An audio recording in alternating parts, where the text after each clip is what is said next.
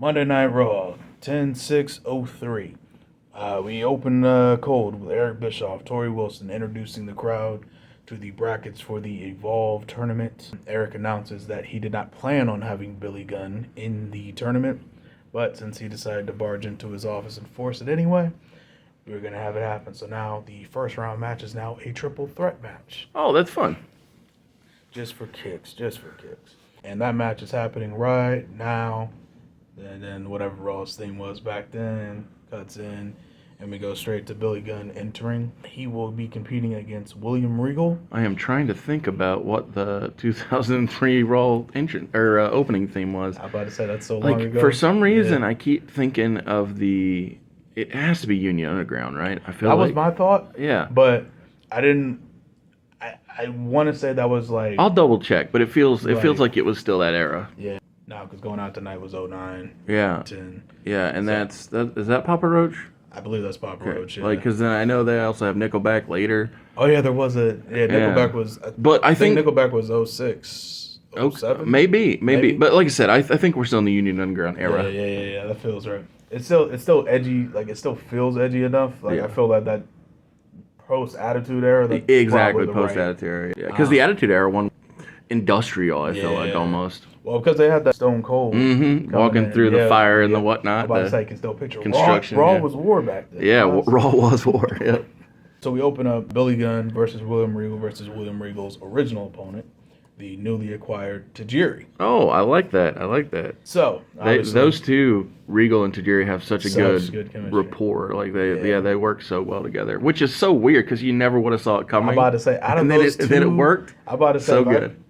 It's one of the few upsides of Vince just randomly throwing people together, especially like him not caring about the tag team division. You get those like cool surprises. Yeah. Like, oh, I never thought you two would work. It's like Tozawa in the Alpha. Yeah. In Alpha Academy. Exactly.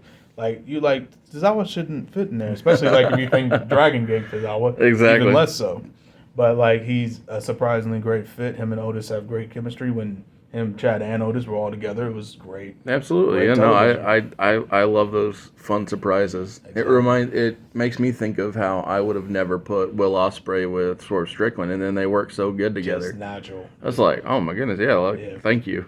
Yeah, and I love wrestling so much.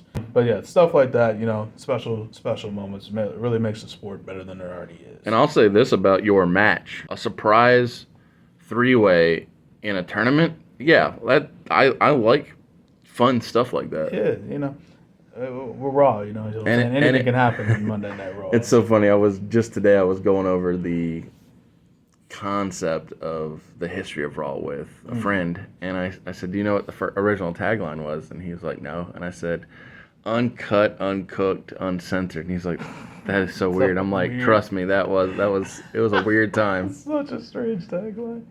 Oh man, they definitely kept you on the feet on your feet back then. Yes, getting back to this match though. Obviously everybody's shocked that Jerry's here, but if you remember, Goldust is gone and he just magically popped up on SmackDown. Well, Eric promised to get rid of him, but he's not just gonna give you something for nothing. Absolutely. So he decided to, if I'm getting rid of Goldust, I might as well get a high level talent into Jerry. Absolutely, Japanese buzzsaw.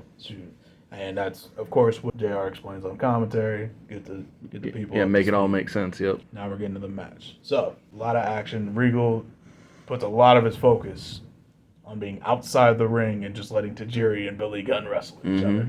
I like that. Tajiri showing his speed, his athleticism. You see this tarantula. You see his beautiful drop kick. So, can I tell you what I envision as far as this match going? Are these two going at it, Tajiri and Billy Gunn? There was a very distasteful feud in the Paul Heyman SmackDown era where Billy Gunn and Jamie Noble were feuding over the idea that Jamie wanted to spend the night with Tori, Billy's manager. Yeah. And it ended up with all four, Nydia, Noble, Tori, and Billy being in a hotel together, which, it's a pop for the conclusion of this distasteful storyline. Yeah. But when it comes to Billy wrestling a cruiserweight style wrestler, I immediately thought of that feud with Jamie Noble because while Jamie and Tajiri don't wrestle identically, they both are similar in stature. Yeah, similar size, similar stature. Yeah. Yeah. And it's not often that I think of Billy wrestling somebody so dramatically shorter than him. True. But also quite talented in both guys' cases. Absolutely. I think that's a great comparison, actually. You do forget how big Billy Gunn is, too. Not when he's in AEW. But not when he's in AEW. I'm about to say towers over everybody. Love it. Oh, man.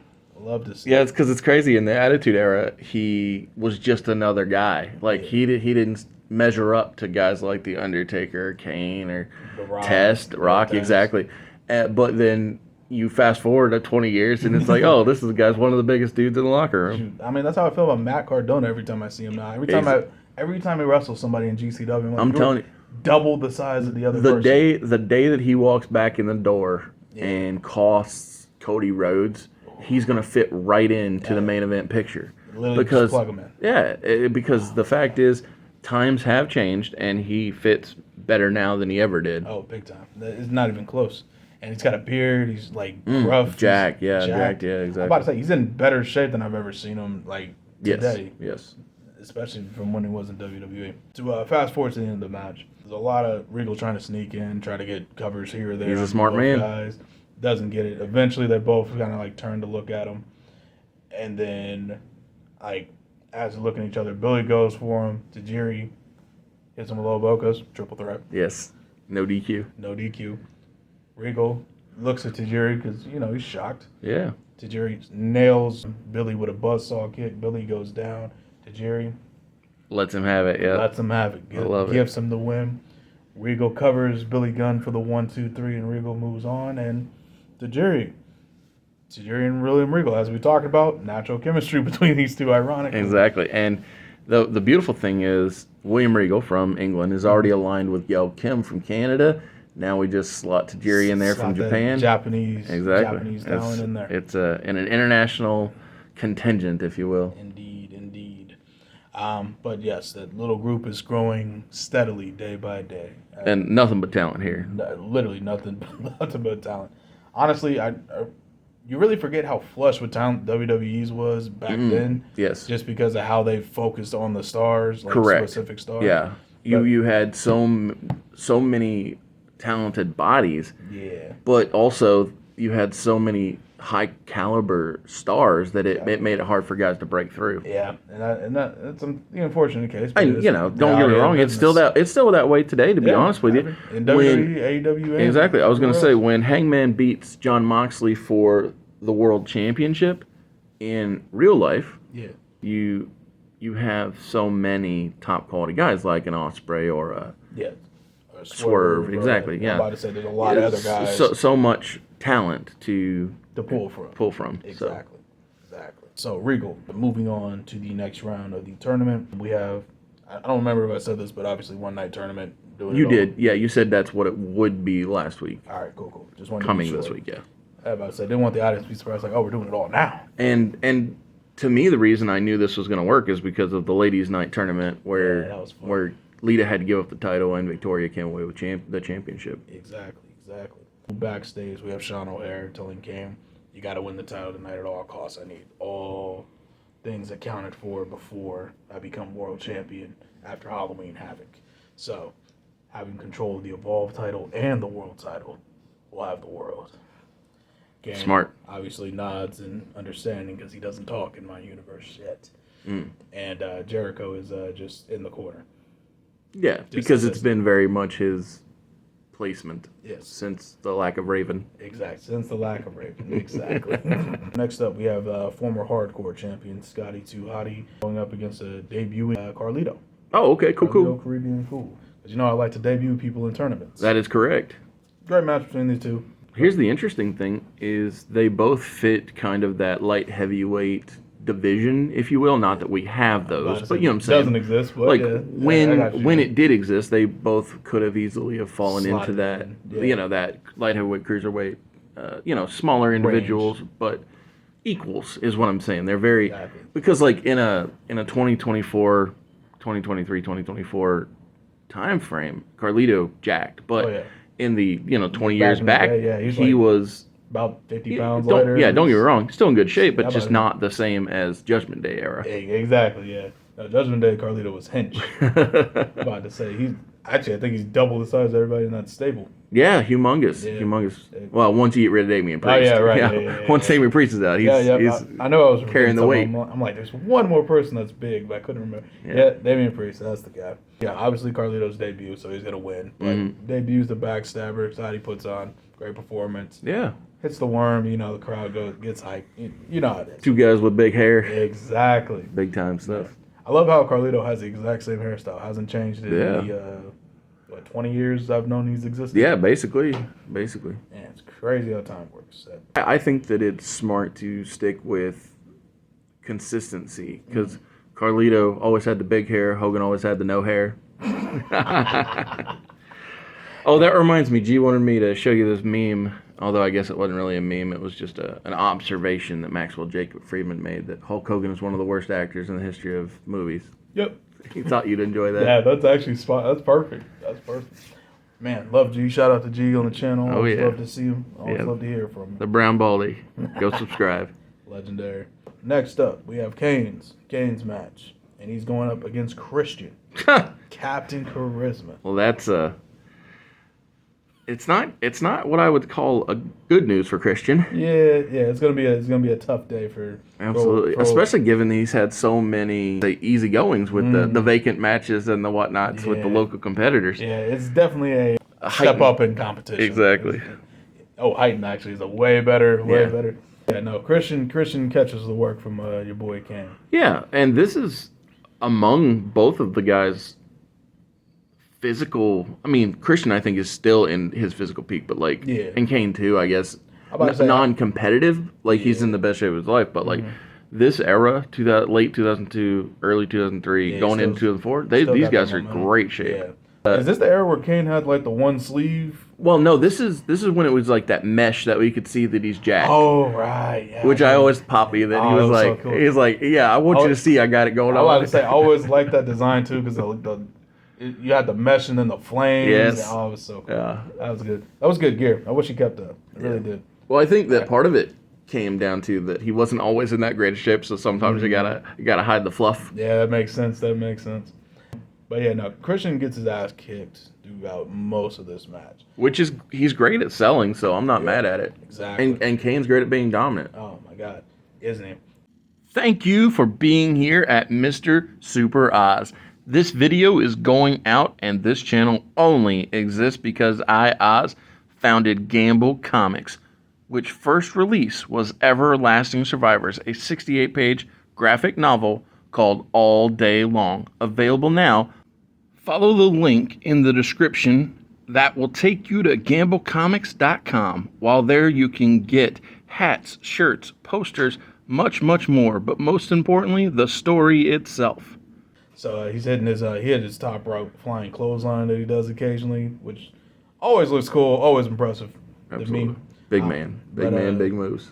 Hits a side slam onto the ring apron and to the outside. Because underrated, Kane has one of the best side slams I've ever seen. I think he's in like top 3 with Yeah. maybe definitely top 5. Big Boss Man, Kane, Boss Man, absolutely. Abyss, Best all Wade time. Barrett. Oh yeah, Barrett did have a good Who's one. another number? Maybe there's the Mount Rushmore of sidewalk slams. I'm about to say there might just be 4. I'm about to say, but every time Kane does it, I'm like, wow, that just looked perfect Absolutely. and looked like it hurt, which is exactly what you want. At the end, of course, Kane hits a choke slam, the Rua table, and goes for the count out. Refs, of course, counting it up. You get to the 9 counter. Christian slides into the last second. Obviously, crowd go crazy. Kane picks him up, going for the tombstone. Christian kind of pushes up and then does like a victory roll kind of thing to get the 1, 2, 3. Beautiful. Just barely escaping with his life. But win's a win, especially in a single elimination tournament. We'll see how he does the rest of the night. Of course, next. There's only one more tournament match? Question mark. one more the final match, yes. Yeah, that's what I meant. Yeah, I knew what you meant. Yeah. Yeah. because I assumed it was 9 guys Yeah. because of the Because of the triple extra. threat. Yeah. Yep. 8 Cool. guys originally plus 1. Sweet. You get backstage segment. Gail, Regal, and now Tajiri, along with Eric Bischoff, are plotting Regal's victory earlier and the addition of Tajiri to their little quartet now, I guess, officially. Oh, so Eric's actually in the group, or is he just the mastermind of the group? He a silent partner, I guess. Oh, I like Not that. that silent. I like that. Yeah, that's good. Yeah. Because I don't think Eric Bischoff's ever done anything silently in his entire life. That's true. Yeah. But yeah, silent partner, I think, is the best way to describe his relationship to these lady and gentlemen. Yes. Regal, of course, guarantees his victory against Christian in the next round. And then we have our final tournament match of the quarterfinals. Charlie Haas with Jackie, because That's what we do here. title isn't on the line, so we can have those managers and whatnot come out with you. He is taking on a young Randall Keith Orton, former Evolve champion, so of course automatic shot makes sense. And Well, not just that. To me, as soon as you said these two guys, all I could think about was Ohio Valley Wrestling. right, Like, the OVW classic, right? exactly. Yeah. Randy, I'm pretty sure I heard that since the day he walked in the door, everybody's like, "Oh man, this guy's got it." This guy's the truth. Yeah. And Charlie has always represented his brother on his wrist tape, who unfortunately didn't make it past OVW.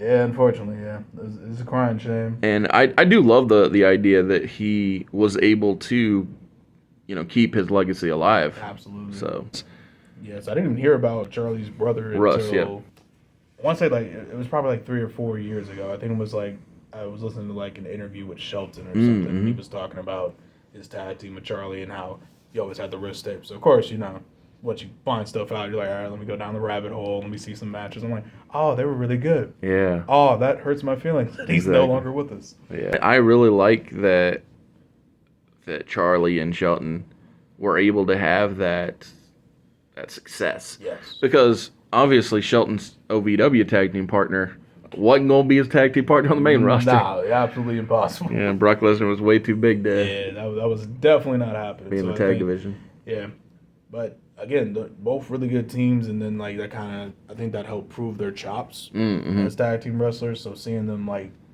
especially 'cause Sheldon and Charlie are a uncannily I know they're very similar backgrounds and everything. Exactly. But still, it was kind of uncanny how well they gelled together. Well, as a they team. attribute their success as a team to Eddie Guerrero and Chavo Guerrero because on the house show loop, they would work all the time. Chavo and Eddie didn't want to plan; they wanted to just feel it out, Yeah, and they that just helped. do. That helped Charlie and It's always Shelton been their learn. style. Yeah. Yeah, Honestly, yeah, adapting on the fly is kind of the best way to learn half the time. To Exactly. Get on your feet. that's what I love about wrestling. Yeah, It's just it's you feel the crowd, and as they're feeling you, then you do the dang thing. do the dang thing indeed.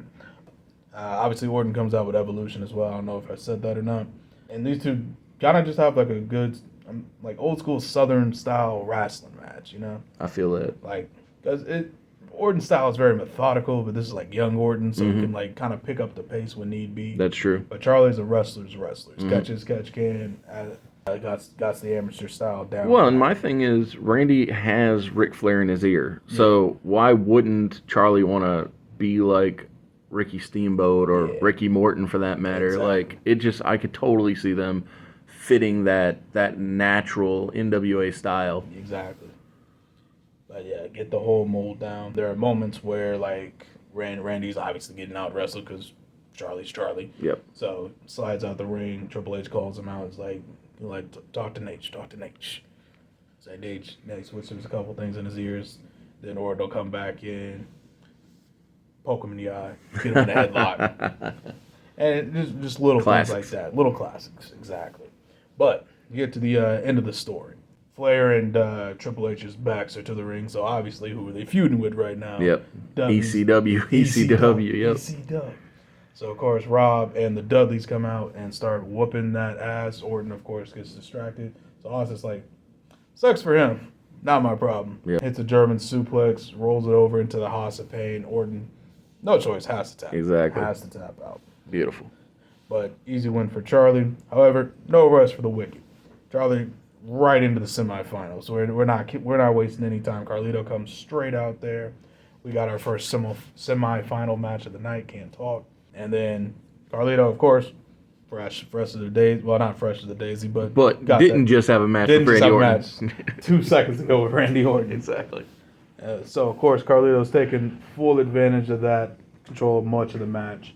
Goes for the backstabber. Haas, of course, not of course, but holds on to the ropes. Like an intelligent wrestler. Yeah, so like- that's where the of like- course comes from. Yep, I got you. Yep. About to say something he would do, Yes. essentially. Dodges the backstabber. Tries to lock in the Haas of Pain, but Carlito able to slip out. He's got his apple on ringside, so he's able to take a bite of that. Carlito takes the turnbuckle pad off. Jackie points this out to the ref. Ref's trying to put the turnbuckle pad back on. Carlito takes a bite of his apple, spits it in Haas's eyes, grabs the tights, gets the 1, 2, 3. There you go. Simple as can be. I made that one up on the fly because I didn't. Yeah, no, it's cool. Didn't think No, about it and again, that goes back to what we were talking about. It's sometimes that's the best way to do it is you feel it out while you don't have a crowd supporting you in it. You feel it out I'm about as to you say, go. I And got you're like, you in your mind. Exactly. Cheering me on. Next up, Christian versus Regal, other semifinal match. Regal, of course, coming out with Tajiri. Christian and Regal, again, another good technical back and forth between absolutely. two legends of the business. Yeah. Well, I know what you mean. yeah. At the time, Christian's not quite there, but Regal definitely is. Definitely is at that point. Man. A lot of cheating on Regal's behalf for Tajiri, of course, Christian. Doing what he does, climbing the mountain. Yep. Climbing the mountain one step at a time. And much like Darby Allin and Everest, he's trying to reach the summit. I like it.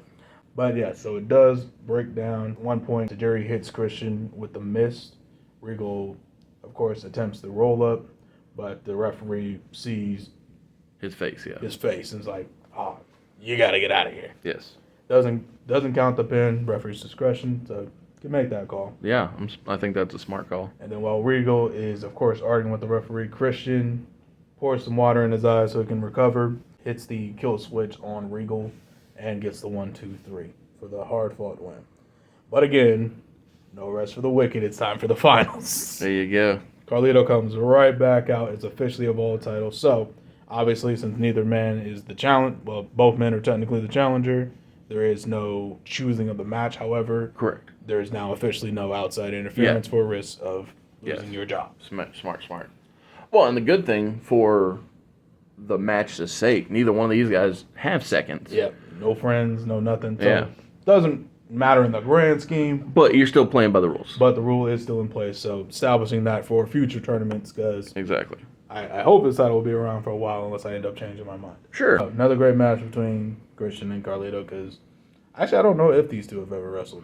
I would imagine they have to have touched. At some point. It right? feels like it's because there were so many overlapping moments. Now, could they have missed each other? For sure, but like Now, I they do- both were around for many Money in the Banks. Yes. They were both around for, SmackDowns and ECWs and Raws. So it's like I feel like they had to have had at least one match here or at there. some point. And any So other I feel like crossover there were probably had to be a sometime. point. Like even Survivor Series, they often did Raw versus SmackDown matches, Good even point. if it was just one. So I think they're. I'll look it up, but I feel like they had to have crossed paths. I'm about to at say some you'll point. see it on the screen right now. Exactly. When we break down, so a lot of this is, well, both of them have finishers that focus on. Well, and they're both exhausted too at this point. My dead goodness. tired, dead tired. Even with Carlito cheating all the time. Yes. Like- But still, it's 3 matches. 3 matches is a lot for any one human being. Both of them, of course, focused on their back-related finishers. Well, Christian isn't back-related, but he has to go from behind. Yes. But the kill switch being countered, the backstabber being countered. Christian, of course, student in the game, is like, well, they're going to be wrestling Carlito or Charlie Haas. Yes. Either way, I'm going to get attacked from behind, so I got to be prepared at all times. So, of course, studying the tape, saw how Charlie Haas blocked the backstabber attempts. Obviously not as strong as Haas, but still effective nonetheless. Christian has got to dig deep into his bag of tricks. All right, if his kill switch isn't working, I got one other weapon I can use. So Carlito goes for a springboard crossbody, because Carlito, freak athlete that he is. It's so funny listening to him talk to interviewers, Chris Van Vliet specifically. Oh, I remember. He was like, "Oh, why don't you do this or this or this?" He's like, "That was 20 years ago. I don't do any of those. I don't moves. do any of those moves anymore. I can't." It was such a great answer. So good. Oh, such a legend. He gets caught with a spear Love it. from his old brother, Edge. Yes. Christian gets the 1-2-3 off the spear and is the new Evolve champion to close out Monday Night Raw. I love it. I think that's very strong. It's a strong ending. No, I actually kind of prefer the show ending with a clean match. You know, Yeah. just competitors competing for the prize. Wrestlers wrestling for the prize. Yeah, appreciate you. Yes, sir.